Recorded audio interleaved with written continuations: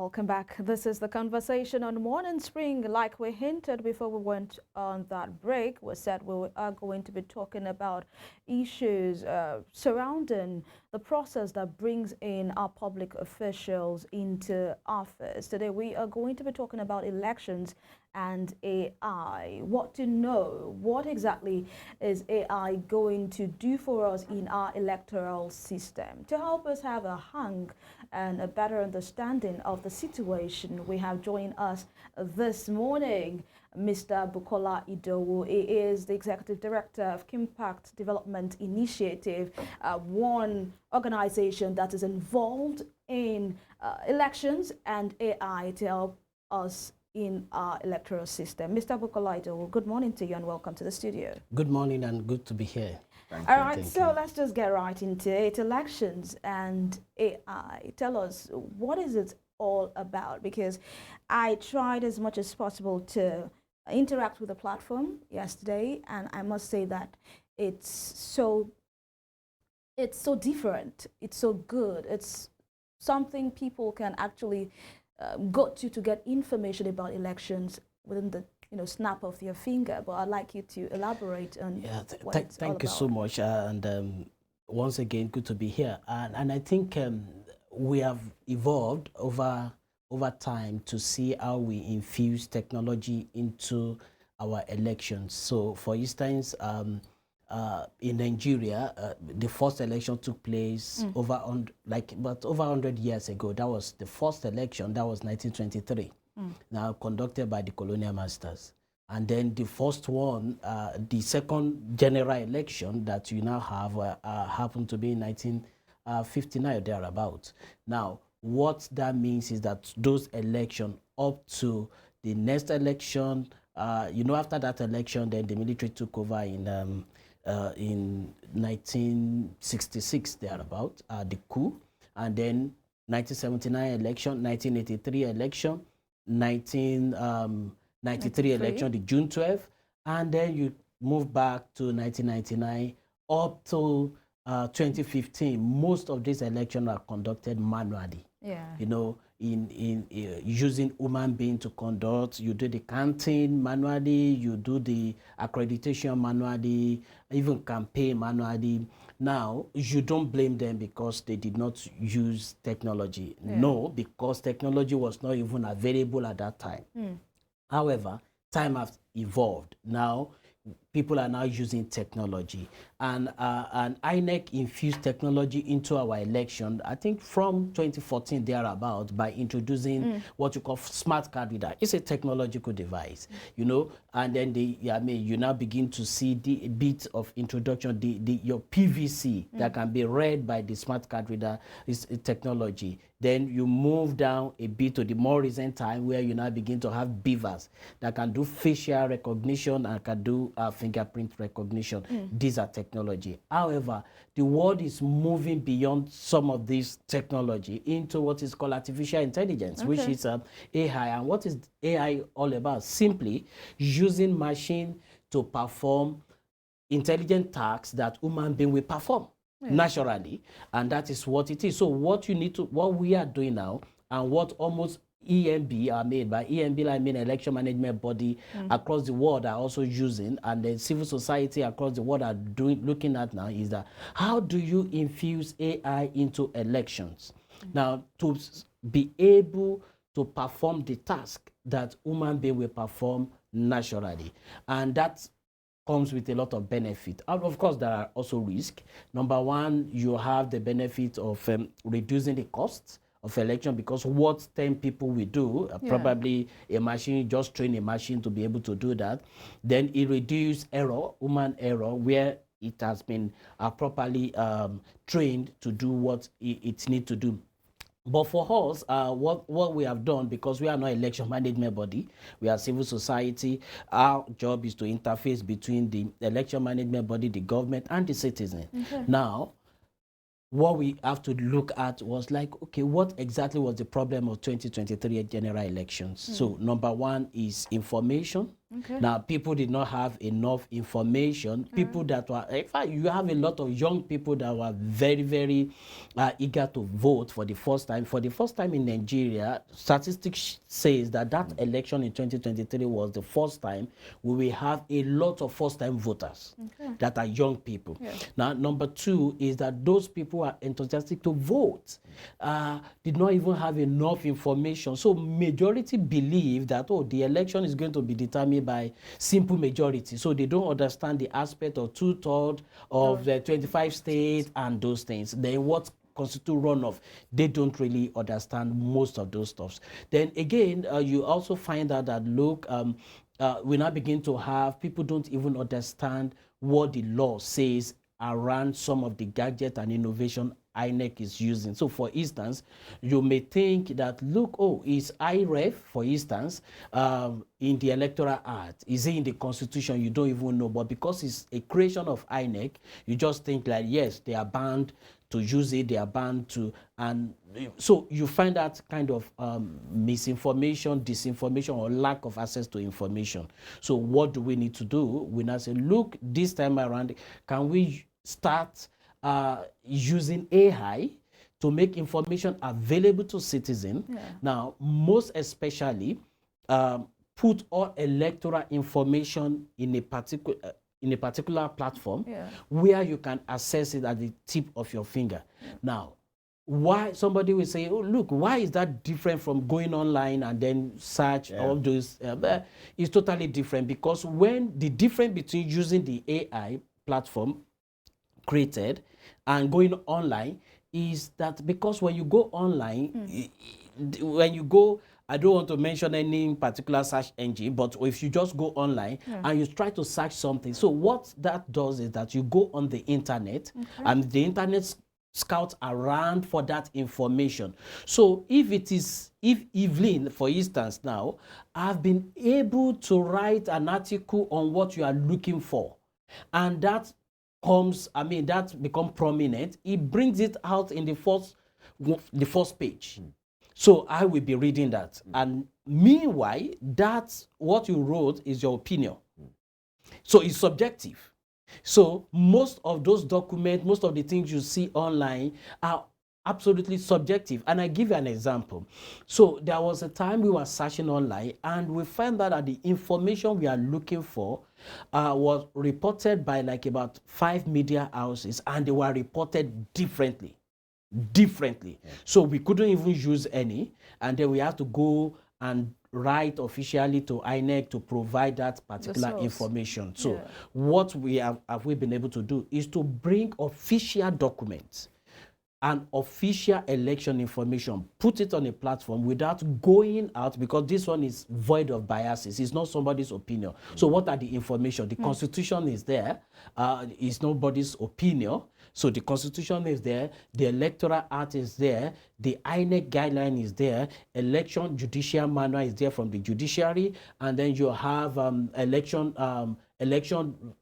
procedures, election manual for election officials that talks about step by step how election will be conducted, so, and then other data from the official sources. For instance, results, for instance, who are the contestants, for instance, what is the percentage of lead, and then you also go there to see, to understand terminology has been explained in the Electoral Act. For instance, when you get to a particular place and then you begin to talk about margin of lead, some people may not even understand what margin of lead is.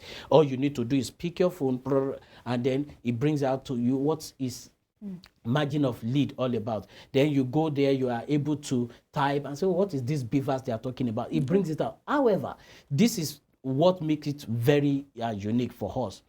Now, both the Constitution and all these documents I've mentioned that you can find in a particular platform. Now, even if you have it, you may not even, except you are a lawyer or you are interested in election litigations. That is when you can start quoting some of these places. So I can, IREF is in section this, who can file petition is section 134. Do you want to do that? You don't even want to do that. So what it needs is that you can go there and say, look, what is in section 134, for instance, of elect, and then it brings it out to you, and then without, and using artificial intelligence, making it simpler in a way you can understand. For lastly, there is this presidential election petition judgment. I mean, over 300 pages. I mean, the artificial intelligence just summarizes it for you in a way that you can read and understand. And that is the beauty of it. Just streamlines and things out information for Absolutely, you. So you are not crowded with information and you don't know what to actually fly with, Femi. Right, and quite a good one there. But many persons, so that we are just clear, you know, summarily, so it's this platform you're talking about is more about information. Is more about knowledge, having consigns and official information about our elections. Because many persons want to say, does it have anything to do with the conduct of our election, or it's just an information providing platform, essentially? Basically, information providing platform. It has nothing to do with election. Conducting election in Nigeria is statutorily the role of INEC, and that is what they do. So what we have just done is to provide information how that election will be conducted. It's a voter education platform. Now, it's also a platform, for instance, for probably students of political science, civil servant, INEC staff, and media people, everybody. I give you an example. Somebody went to the place and just said, please, and then just type on the platform and say, look, I want to, I need to prepare a slide. I think, I need to write an essay on voter education, the process of voting in Nigeria. And surprisingly, that brings it out. They said, look, your point number one is registration, and under registration, put it down there. Just provided that outline. So that is basically what it is, to empower the citizen with the information they need. And some will say that because this is technology at best, now you say it's about information. The conduct of election is about, that's the prerogative of INEC. But then the word technology, due to what we experienced in the last election, many persons want to say, how helpful would this be that INEC, election observers, people that has to do with the election process, talked highly of introduction of technology into our election. And on the day and after that, what we were hearing is apologies if there is any, by the way, glitches, hitches. And now that we're talking about these, how much of a help can technology do for us right now, knowing fully well that people are skeptical about technology involvement in the last election? Okay, so in 2023, INEC came out, from 2022, INEC came out and said they are going to use this technology, the IREV, the beavers, and everything. Now, one of the things we discover is that probably if the Nigeria election platform has been around, people will have known, and they will have been able to ask questions. They will have been able to challenge INEC and say, INEC, come, wait. There is no beavers in the Electoral Act. I am starting now. There is no beavers in the Electoral Act. There is no IREF in the Electoral Act. IREF and beavers were mentioned in INEC guideline. Now, you will also know with the platform that, look, there has been a Supreme Court judgment that says, look, Electoral Act and Constitution supersede INEC guideline. So if there is any conflict with INEC guideline, with whatever INEC guideline states, and is not in tandem with the Electoral Act, is null and void. So people will have been able to ask questions, and then probably hope and expectation will not be high. And I give you an example. Why did, for instance, Obi, Atiku, APM, most people that went to court lost their case at the court? Because the courts, without being biased, look at the Electoral Act and say, look, there is nothing in this place that says if IREF did not work, then the election have to be cancelled. So at that particular point in time, technically, and that is why they said that judgment was based on technicality. And that is exactly what it is. So what we are trying to do now is, look, you have all the information at your fingertip. In fact, we have voters who have not even seen the back of the Electoral Act before, who have not even seen the back of the Constitution before. However, statistics says as of today, over 100, like about 120 million Nigerians carry phones. 120 million Nigerians carries phone. Then we now have 93 million registered voters. So let's even say 50% of the 93 million carries Android phone and they can access some of this information on the platform. 50% of the 93 million, which is like about 45 million there, but a little bit above 45 million. What does that mean? And don't forget, if those 45 million people have the right information, then probably 2023 election will have gone a different way. And don't also forget, I don't think there was any time in this since 1999 probably that any winner won that election with 45 million people. No, even the last election was, we are just like a little bit around 20 million people that came out to vote. So what we are trying to do now is that, look, if INEC is saying they are even introducing anything, you have a verification platform and say, oh, this thing is actually in guideline, it's not in the electoral act, it's not, and then citizens can now begin to mobilize and say, please tighten this place.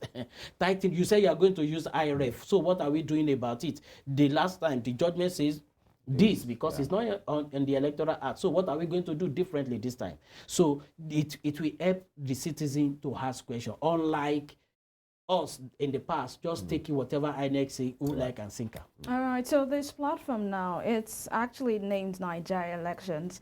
This platform, will it be updated from time to time, or are we just going to make use of the information we have on it at this time? Why I'm saying this is we have off-cycle election coming up in Ondo and Edo states. Are we going to have information on what is happening in this state as per the election, what happened or what has happened or what is happening in the state? If I need information as to what is happening in the elections in Edo and Ondo states. Absolutely, yes. It's going to be updated every point in time. As soon as you have any official information related to the constitution, related to the election, is being uploaded. And I give you an example. After we launched the platform, just 2 days after, INEC released the list of governorship candidates in Ondo State. And immediately, we got the official document, and then, bam, it's uploaded. Now, somebody just called me and said, look, I mean, just like yesterday, and somebody called me yesterday and said, look, how many people are contesting election, and where can I see their list? He said, I've searched, I think INEC released it, but of course, a lot of tweets will have come in, and then so to keep scrolling, you couldn't find it. I said, just go to Nigeria election, it's already there. He said, oh, I thought you just launched it. I said, yes, it's been updated. And that is, and then you got to the place, the thing was telling you, 17 political parties will be contesting. And I went further and said, look, list the candidates, brought them out, the details, their age and everything, who are and those are kind of the things you will be seeing there. Every official information release, official, so that it will, one of the things we want to say, look, let's avoid misinformation and disinformation. You get the official information. Which is actually important. We have to actually fight misinformation and disinformation in our society. We have to tackle it head on. And another thing I observed is that the platform is not just in English, but in other indigenous languages. We may come right to that after this, but let's go on this break. When we come back, we'll talk more on that.